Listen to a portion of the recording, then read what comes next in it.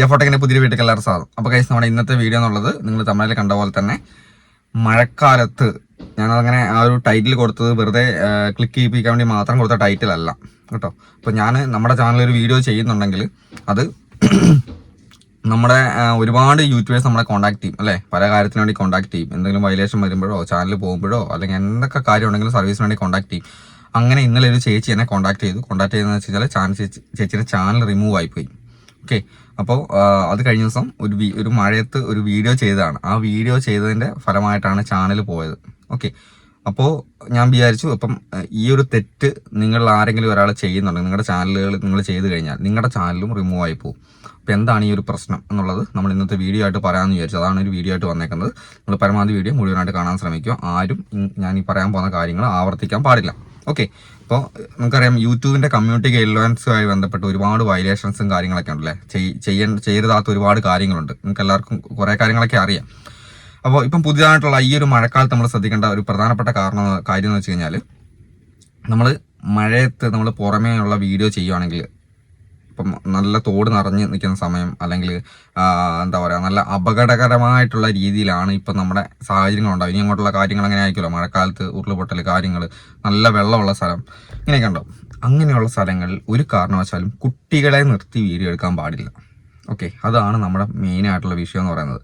ചെറിയ കുട്ടികളെ ഈ മഴക്കാലത്ത് ഈ തോടിൻ്റെ സൈഡിൽ നിർത്തിയിട്ടോ അല്ലെങ്കിൽ വെള്ളത്തിൽ ഇറക്കി നിർത്തിയിട്ടോ, വെള്ളത്തിൽ നമ്മളിപ്പോൾ ചെറിയ കുട്ടികളൊക്കെ കുളിക്കുമല്ലോ, കുളിക്കുന്നൊക്കെ ഈ വലിയൊരു കുളമൊക്കെ ഉള്ളിടത്ത് നല്ല വെള്ളച്ചാട്ടം ഉള്ളിടത്തൊക്കെ ഡ്രസ്സ് ഇടാതെയൊക്കെ കുളിപ്പിച്ച് കഴിഞ്ഞാലും, ഡ്രസ്സ് ഇടാതെ കുട്ടികളെ കാണിച്ചു കഴിഞ്ഞാൽ വയലേഷനാണ്, നിങ്ങൾക്ക് അറിയാവുന്ന കാര്യമാണ്.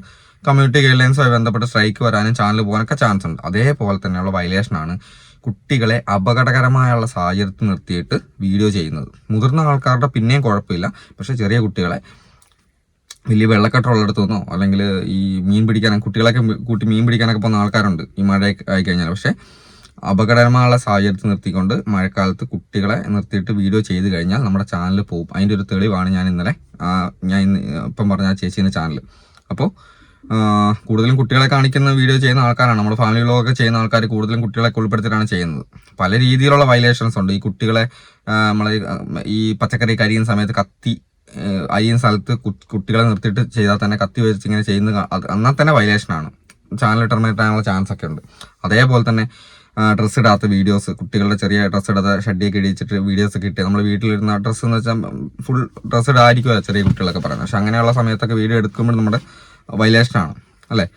അപ്പോൾ ഈ ഒരു സംഭവം മഴക്കാലത്താണ് കൂടുതലായിട്ട് പ്രശ്നം വരുന്നത്. നല്ല നിറഞ്ഞു നിൽക്കുന്ന തോടും കാര്യങ്ങളൊക്കെ ഉള്ളിടത്ത് വെച്ചിട്ട് കുട്ടികളെ വീഡിയോ ചെയ്ത് കഴിഞ്ഞാൽ ഉറപ്പായിട്ടും ചാനലിന് വയലേഷൻ വരും. കാരണം ഇത് നമ്മളെപ്പോലുള്ള ആൾക്കാരിന് വീഡിയോ കാണുന്ന ആൾക്കാർ റിപ്പോർട്ട് അടിക്കും. അങ്ങനെയാണ് പ്രശ്നം വരുന്നത്.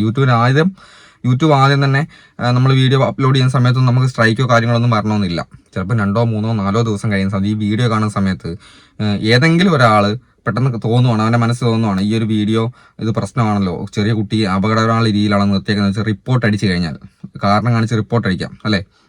നമുക്ക് ഏതൊരു വീഡിയോയ്ക്കും വേണം റിപ്പോർട്ട് അടിക്കാനുള്ള ഓപ്ഷൻ ഉണ്ട്. അങ്ങനെ റിപ്പോർട്ട് അടിച്ച് കഴിഞ്ഞാൽ യൂട്യൂബ് റിവ്യൂ ചെയ്യും. യൂട്യൂബ് റിവ്യൂ ചെയ്യുന്ന സമയത്ത് ഇങ്ങനൊരു വയലേഷൻ ഇതിൻ്റെ അകത്തുണ്ട് എന്ന് യൂട്യൂബിന് ഉറപ്പിച്ച് കഴിഞ്ഞാൽ നമുക്ക് സ്ട്രൈക്ക് വരാനും ചിലപ്പം ചാനലിൽ തന്നെ ടെർമിനേറ്റ് ആയി പോകാനുള്ള ചാൻസ് ഉണ്ട്. അപ്പോൾ അതുകൊണ്ടാണ് നമ്മൾ ഇന്നത്തെ വീഡിയോ ചെയ്തത്. നമുക്കറിയാം കുറേ പേര് ഈ ഒരു ആഘോഷങ്ങളിലൊക്കെ പടക്കം പൊട്ടിക്കുമല്ലോ, അങ്ങനെ ആഘോഷങ്ങളിലൊക്കെ പടക്കം പൊട്ടിക്കുന്ന സമയത്ത് കുട്ടികളെ വെച്ചിട്ട് കയ്യിൽ ഇങ്ങനത്തെ പുതിരി വെച്ചിട്ട് പിന്നെ പടക്കം പൊട്ടിക്കുന്ന വീഡിയോസൊക്കെ എടുത്തിട്ട് ചാനലിൽ പോകുന്ന ഒരുപാട് പേരുണ്ട്. ഒരുപാട് പേര് നമ്മുടെ അടുത്ത് കരഞ്ഞുകൊണ്ട് വരും, നമുക്കറിയാവുന്ന കാര്യമാണല്ലോ. അപ്പോൾ അങ്ങനെയും ചാനൽ പോകുന്നുണ്ട്.